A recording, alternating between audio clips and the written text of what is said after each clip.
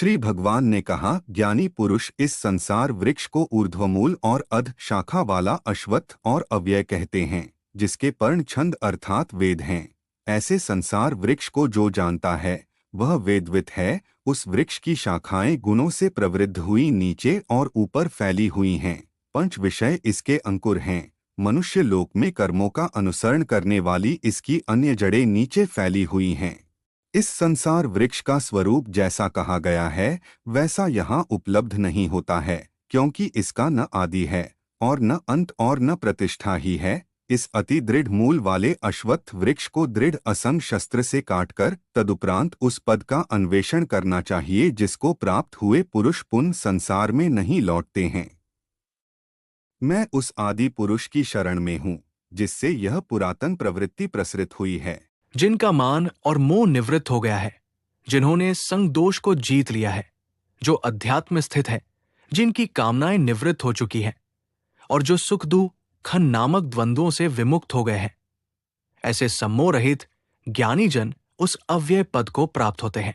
उसे न सूर्य प्रकाशित कर सकता है और न चंद्रमा और न अग्नि, जिसे प्राप्त कर मनुष्य पुनः संसार को नहीं लौटते हैं। वह मेरा परम धाम है। इस जीव लोक में मेरा ही एक सनातन अंश जीव बना है। वह प्रकृति में स्थित हुआ देहत्याग के समय पांचों इंद्रियों तथा मन को अपनी ओर खींच लेता है, अर्थात उन्हें एकत्रित कर लेता है। जब देहादि का ईश्वर जीव एक शरीर से उत्क्रमण करता है, तब इन इंद्रियों और मन को ग्रहण कर अन्य शरीर में इस प्रकार ले जाता है, जैसे गंध के आश्रय फूलादि से गंध को वायु ले जाता है। यह जीव श्रोत्र, चक्षु, स्पर्शेंद्रिय, रसना और घ्राण, नाक, इन इंद्रियों तथा मन को आश्रय करके अर्थात इनके द्वारा विषयों का सेवन करता है। शरीर को त्यागते हुए, उसमें स्थित हुए अथवा विषयों को भोगते हुए गुणों से समन्वित आत्मा को विमूढ़ लोग नहीं देखते हैं, परंतु ज्ञान चक्षु वाले पुरुष उसे देखते हैं। योगी जन प्रयत्न करते हुए ही अपने हृदय में स्थित आत्मा को देखते हैं, जबकि अशुद्ध अंतकरण वाले और अविवेकी लोग यत्न करते हुए भी इसे नहीं देखते हैं। जो तेज सूर्य में स्थित होकर संपूर्ण जगत को प्रकाशित करता है तथा जो तेज चंद्रमा में है और अग्नि में है, उस तेज को तुम मेरा ही जानो। मैं ही पृथ्वी में प्रवेश करके अपने ओज से भूतमात्र को धारण करता हूँ और रसस्वरूप चंद्रमा बनकर समस्त औषधियों का अर्थात वनस्पतियों का पोषण करता हूँ। मैं ही समस्त प्राणियों के देह में स्थित वैश्वानर अग्निरूप होकर प्राण और अपान से युक्त 4 प्रकार के अन्न को पचाता हूँ। मैं ही समस्त प्राणियों के हृदय में स्थित हूँ। मुझसे ही स्मृति, ज्ञान और अपोहन, उनका अभाव होता है। समस्त वेदों के द्वारा मैं ही जानने योग्य वस्तु हूँ तथा वेदांत का और वेदों का ज्ञाता भी मैं ही हूँ।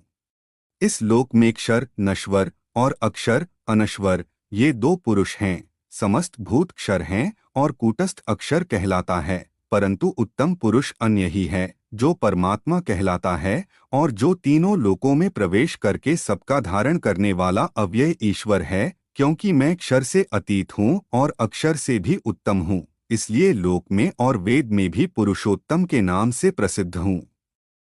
हे भारत, इस प्रकार जो सम्मोहरहित पुरुष मुझ पुरुषोत्तम को जानता है, वह सर्वज्ञ होकर संपूर्ण भाव से अर्थात पूर्ण हृदय से मेरी भक्ति करता है। हे निष्पाप भारत, इस प्रकार ये गुह्यतम शास्त्र मेरे द्वारा कहा गया। इसको जानकर मनुष्य बुद्धिमान और कृतकृत्य हो जाता है।